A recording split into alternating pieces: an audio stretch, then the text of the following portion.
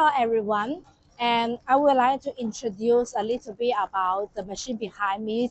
Lots of customers they want to pack the screw or nuts, but the screw is very heavy and some kind of automation cannot be handled. So they will use the semi-automatic packing machine that which behind me.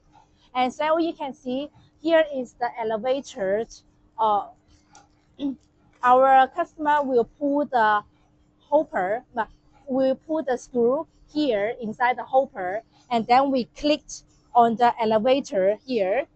So the elevator will go down after go up after you pulling, and then pull into directly our packing machine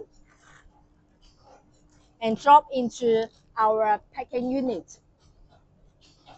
And our packing machine will do the full automatic packing and sealing the bags.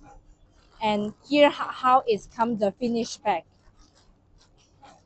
Very wide range for packing different kind of mixed hardware or heavy hardware.